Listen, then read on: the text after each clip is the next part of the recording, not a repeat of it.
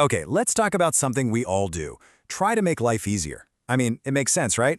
But what if I told you that by avoiding effort, we're actually missing out on the best parts of life? It sounds completely backwards, I know, but that's exactly what we're going to dig into today.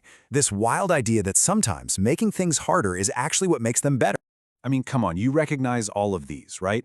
These are the little life hacks, the shortcuts we take every single day. Each one feels like a small win for convenience, saving us a little bit of time, a little bit of energy. And hey, on the surface, that sounds awesome. But this constant hunt for the easy way, well, there's a much bigger story going on here. For the better part of a century, we've been sold this incredible story, this kind of gospel of convenience. It's the promise that technology is going to save us from all the annoying, tedious parts of life and create this perfect, effortless world. And you know, this isn't some happy accident. Our entire economic system is built to do exactly this. The whole game is to find new ways to make our lives easier, to add more convenience, because, well, that's what sells. It's like this giant engine, and it's always pushing us toward the path of least resistance. And this whole thing has really happened in waves. Back in the 50s, it was all about saving physical effort. You know, cars, washing machines, TV dinners. Then bam, the 80s hit, and the personal computer promised to make our thinking work easier. And now, we are in a whole new world with AI assistants like ChatGPT, tools that are literally offering to do our most complex thinking for us.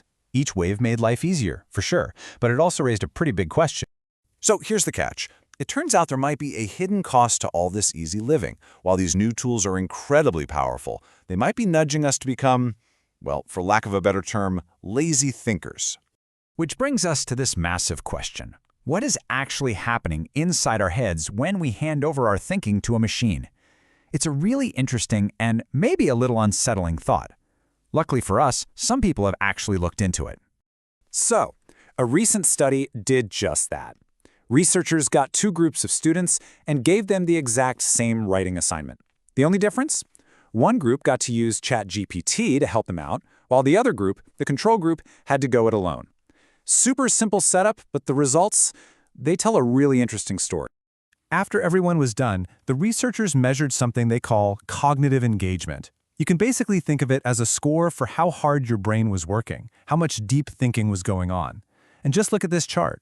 The control group in yellow is way up there. The group that used AI, in purple, yeah, not so much. Just how much lower? About 30%. That is a huge drop. The moment students had an AI to lean on, their brains just didn't engage as deeply. They were offloading the heavy mental lifting, and you can see it right there in the data. The study's author didn't really mince words. He basically said that these tools we've designed to help us might actually be training us to think less. We're outsourcing the struggle, and we could be losing all the benefits that come with it. And look, this isn't just about AI or writing a paper. This critique of our convenience-obsessed culture goes way deeper. The idea is that when everything is too easy, we can start to feel complacent, maybe a little isolated, and even unfulfilled, because the very challenges that give our lives meaning have been smoothed over and engineered away. Okay, so this brings us to the big idea of this whole explainer, the effort paradox. It's this fascinating theory that might just explain why a world without any struggle isn't the paradise we think it is, and why hard work can actually feel amazing. I mean, think about it. We're all basically trained to see effort as a cost, right? It's something you want to avoid, something you want to minimize. But what if that's only half the story? This right here is the effort paradox in a nutshell. It says that, yeah, sure, effort can feel like a total drag, but it also has this wild ability to add value. The same exact achievement feels so much more rewarding when you had to really work for it. And get this, sometimes we actually look for things that are hard. I mean, nobody accidentally climbs a mountain or runs a marathon, right? They choose the hard path because it's hard. And these two quotes just nail the two sides of this paradox. You've got Adam Smith, the famous economist, who basically saw effort as the price you pay to get something. But then you have Gandhi, who saw it completely differently. For him, the effort was the reward. The real victory was in the struggle itself. So let's unpack how this actually plays out in the real world. Because there's a whole bunch of psychology that explores these hidden rewards we get from taking on a challenge, from choosing to struggle a bit.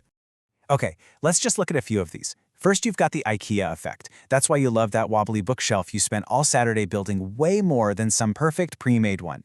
Then there's effort justification, which is why getting into a club that's really hard to join makes you value it so much more.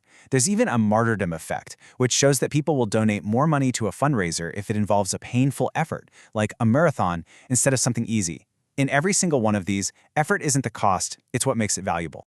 But at the same time, our culture keeps pulling us in the other direction, into what one author calls the vicious cycle of convenience.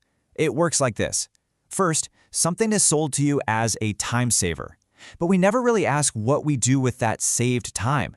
And usually, it just gets filled up with new wants, which of course need a new convenience to solve them. It's a treadmill that keeps us chasing easier without ever asking if easier is actually better. So, this is really the heart of it all. When we choose the easy way, we're not just getting out of a task.